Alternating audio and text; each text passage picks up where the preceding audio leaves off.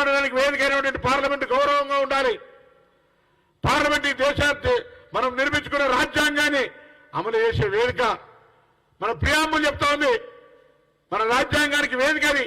అటువంటి పరిస్థితులలో దాన్ని 13వ తేదీ జరిగితే ఇలా 20వ తారీఖు దాకా వచ్చినాం కానీ ఎవరు దోషులో చెప్పే పరిస్థితి లేదు. దాని మీద ఊరికే వారం రోజులు రిమాండ్.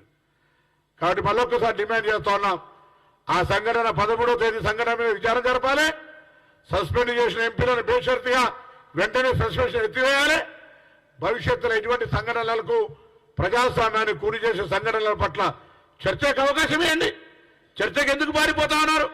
నిజంగా మీ తప్పే లేకపోతే అనే డిమాండ్ను భారతీయ జనతా పార్టీ డిమాండ్ చేస్తూ కాంగ్రెస్ పార్టీ నుంచి తెలంగాణ కాంగ్రెస్ పక్షాన ప్రశ్నిస్తా ఉన్నాం. అది రాష్ట్ర సమస్య, రేపు శాసనసభలో చెప్తాం. దానికి సంబంధించి ఆనాడు మేము ఇరిగేషన్ ప్రాజెక్టుల గురించి రిడిజైన్ గురించి చెప్తే మాకు ఇచ్చిండ్రా? అడగడానికి కామన్ సెన్స్ ఉండాలి కదా.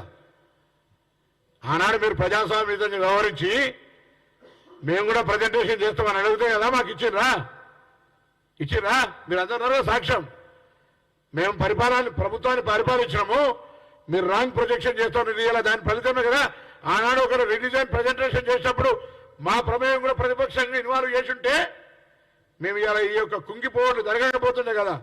ఇదేమో ఈ రాష్ట్ర ప్రభుత్వం బయటికి చెప్పుకుంటున్న గొప్పలు కాదు, ఆర్థిక పరిస్థితి ఏ విధంగా ఉన్నదని శ్వేతపత్రం